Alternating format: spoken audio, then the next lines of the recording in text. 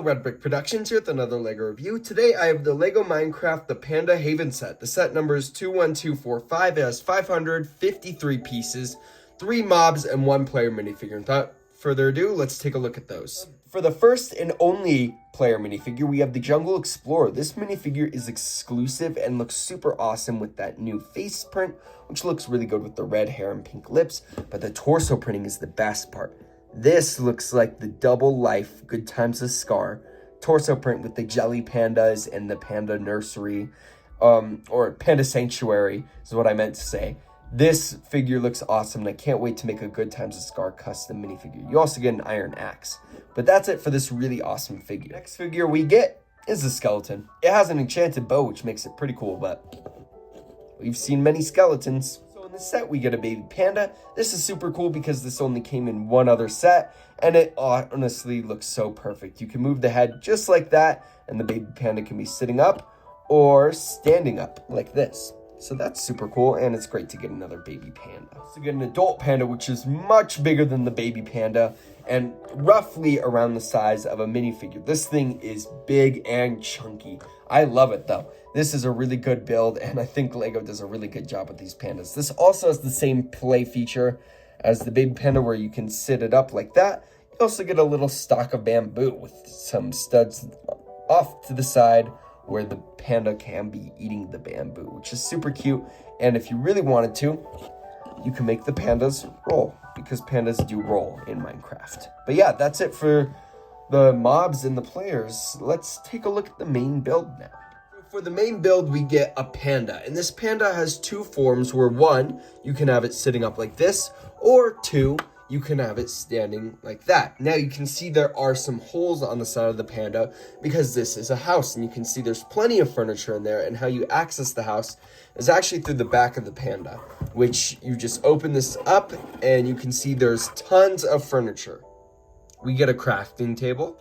We get a shelf that holds an egg and a loaf of bread. We get a bookshelf. We get a block of dirt with some tall grass on top of it.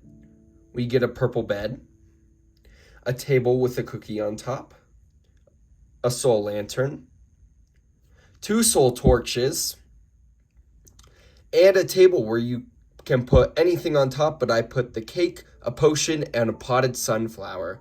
We're back to the round cakes, but I think it's fine because it's like a player's holding it. Anyway, that's it for all the furniture. Now let's get back to the build. As I've shown you, there's plenty of space when you open this up to put all your furniture down.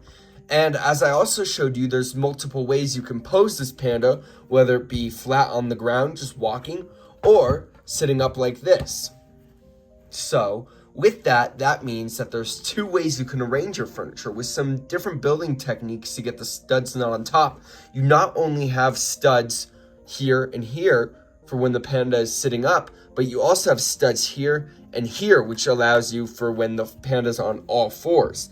There's also space inside the head. However, that doesn't matter because when you rotate it, it will be upright in there. It's a little hidden, so it's easier when it's like this. There's also a nice little stairway to get up there, which I think is pretty cool. So let's show you some of the arrangements you can do. Here I have a little study room with some nice plants and books. Up here I have a workroom with a bench and a crafting table, and then at the top I have the bed so you can sleep. Now let's check out some other arrangements. This one in road trip mode, so all the furniture is in the back. You have space for your pandas, and then of course your minifigures. So then when the panda is on the move, everything's packed in there tightly. The skeleton did not get invited. So as you can clearly see, there are plenty of different options for you to arrange your furniture inside the house, which is great. I'm glad LEGO is inspiring that creativity. But now I want to take a look at the actual panda build because there's a lot of really good stuff. I think the face is honestly my favorite part. I think the muzzle and how those eye patches came out really looks like a Minecraft panda, and how the ears were made too. And it just wraps around all the way, except for when you get to the back. There's our player minifigure. But, you know, if you don't like that, you can easily cover it up and make the panda sit like this. So that's pretty cool. I think the stomach design is really well made with the white and the gray. I think just, you know, the shaping of all these different little bends looks really good. The legs are a little bit weird in a sense that, like, I don't know why they didn't just go with full bricks and they added these little pillars for each of the 4 legs. I don't know why they did that. who knows? But, you know, it works, but it would have been, I don't know, maybe it just adds more depth. I don't know. But the back using the Harry Potter book piece is pretty nice. I think that's honestly a good way to do that. On the butt, you got a lot of tiled off pieces, which is great. There's a little bit of anti-studs, but that doesn't bother me too much. The main thing is that there are 4 holes on the side where you can, that are basically windows. And while that's a little annoying, I think it's fine. And, you know, I can still see this, and I can see kids still seeing this as like a giant panda build that just so happens to have holes in it that is a house. And so kids could still play with this as like it's a real living panda, but then also pretend it's a house. And so, you know what, the holes don't bother me as much as maybe some other people. But I really love that you can have the 2 different poses, whether it be walking or sitting up, and I think Lego did a really good job designing this. But now that we've taken a look at the main build, now let's take a look at the side build.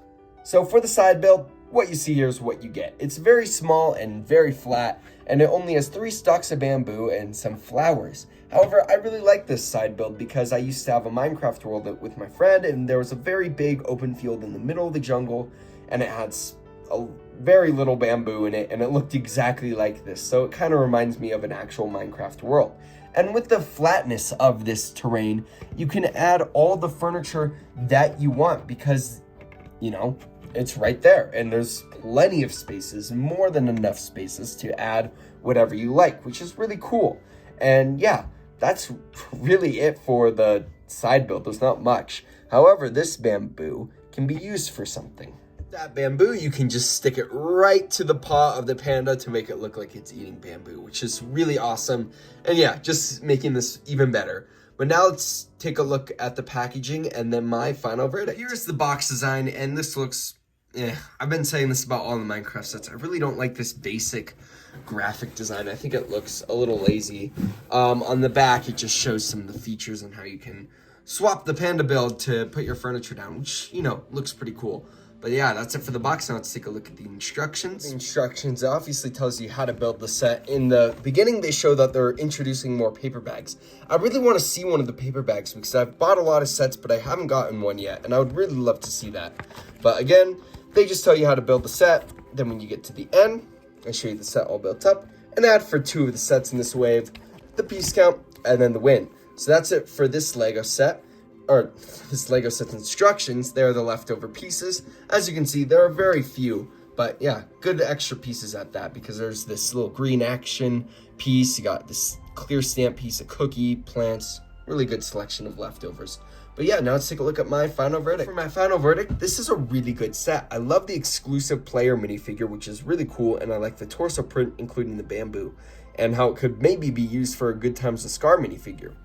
I love the pandas because getting pandas in the set is always great. They only came in one other set, and look how cute they are. They're adorable. I like getting the little skeleton. The only thing I wish is it came with 1 or 2 more minifigures. I think that would have helped, made the price feel better, whether that be another player minifigure and a mob, or just another player minifigure, or even like a parrot, or just like some more minifigures would have been great for the set. I definitely think adding another player minifigure would have been great and would have definitely helped this price feel a lot better.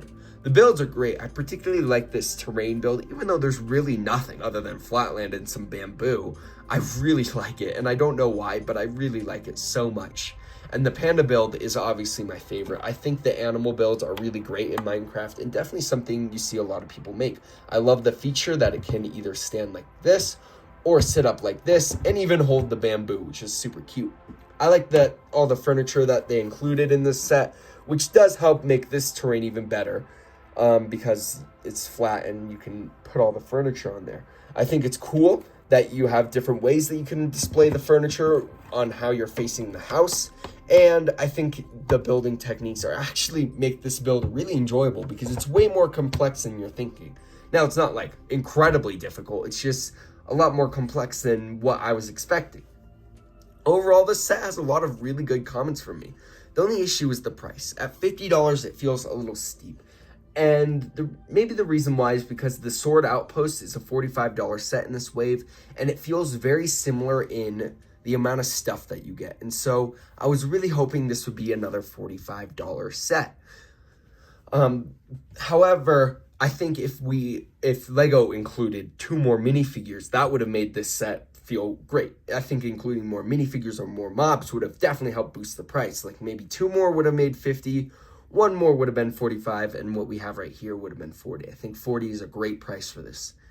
And so this set is what you see is what you get. So if you really like what you see and you really want this set, then maybe wait a little bit to see if you can find it on discount or on clearance or something like that, then buy. But if it doesn't get to that and you really want it, then I think it is worth it, and there's a lot of really good stuff in the set. It is fun to play around with, and I do really enjoy playing with it. Anyway, that's it for this video. If you like this video, please consider liking and subscribing. It would help so much. I'd love to hear your guys' thoughts about the set in the comments below, and I'll see you in my next video. Peace out. Bye.